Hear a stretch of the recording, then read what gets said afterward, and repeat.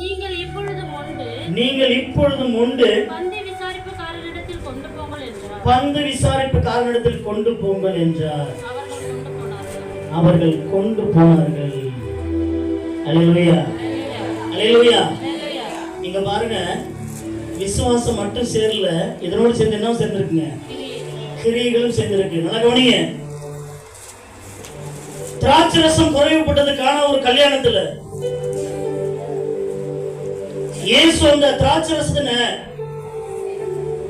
அவங்களுக்கு பெற்றுக் கொடுப்பதற்கு, அற்புதம் செய்வதற்கு அவர் முதல்ல சொல்றாரு பாருங்க, 6 கற்சாடி, ஒவ்வொன்று 2, 3 குடம் பிடிக்கத்தக்கதாக இருக்கிற கற்சாடியை, இப்ப நமக்கு மோட்டார் இருக்கு, பைப் இருக்கு, தண்ணி பிடிச்சிடறோம். அப்ப எங்க இருந்து கொண்டு வரணும்? கிணத்துல இருந்து, எங்கேயாவது துறவுல இருந்து, எங்கேயாவது நீர் துறவு இருக்கும், அதுல இருந்து என்ன பண்ணுங்க, கொண்டுட்டு வரணும். இவங்க அவர் சொன்ன வார்த்தையை நம்பினாங்க, ஆனா தண்ணி முன்றும் நிரப்புனாங்க.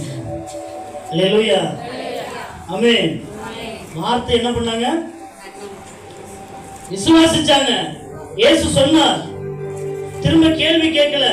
திராட்சை ரசம் குறைவுபட்டதுக்கும் நீங்க தண்ணி ஊத்து சொல்றதுக்கு என்னங்க சம்பந்தம் கேட்கல.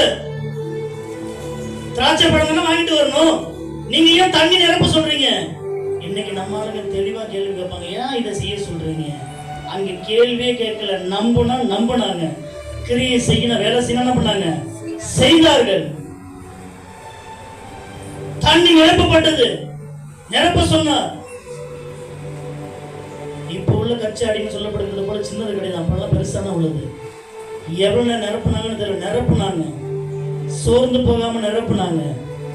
நிரப்பிட்டு இயேசு கிறிஸ்து அதுல ஜெபம் பண்ணி, நான் திரும்பி கேட்டுங்க, இயேசு கிறிஸ்து தண்ணீர்ல ஜெபம் பண்ணல, அதுல எதுவுமே செய்யல.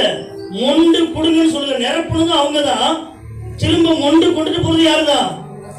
தண்ணியை தான் பாக்குறாங்க, தண்ணி தான் நிரப்பிருக்காங்க, தண்ணியை தான் கொண்டு போறாங்க. திரும்ப அவர்கிட்ட ஒரு வார்த்தை கூட கேட்கல, என்ன ஆண்டவரே திராட்சரசமா மாறவே இல்லையே, இதை முன்னிட்டு போக சொல்றீங்களே அப்படின்னு. இன்னைக்கு நீங்களும் அப்படிதான், விசுவாசம் அப்படிதான் இருக்கணும். அவர் சொன்னார்னாக்க கண்ணை மூடிக்கிட்டு அப்படியே செய்யறதுக்கு பதிலாதுங்க விசுவாசத்தோடு சேர்ந்த கிரியைகள். ஆமென், அல்லேலூயா, அல்லேலூயா. எதோடு சேர்ந்தது? விசுவாசத்தோடு.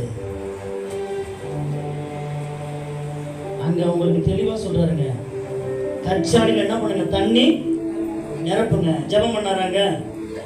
ஜெபம் பண்ணல. ஏன்னா அவங்ககிட்ட என்ன விசுவாசம் இருக்குன்னு பார்க்கிறார். சொன்ன வார்த்தைக்கு கீழ்ப்படுகிறாங்க, ஆனா கிரியைகள் இருக்கான்னு பார்க்க திரும்பி முன்னிட்டு என்ன பண்ணுங்க, ஓடுன்னு சொல்லுகிறார். அல்லேலூயா, அல்லேலூயா. உங்களுக்கும் அதே போலதான். நீங்க வார்த்தையை கேட்குறீங்க, ஆனா வீட்டுல போனோம்னா உங்களுக்கு நம்பிக்கை வருதா? வீட்டுல போனது நம்பிக்கை இருக்கா?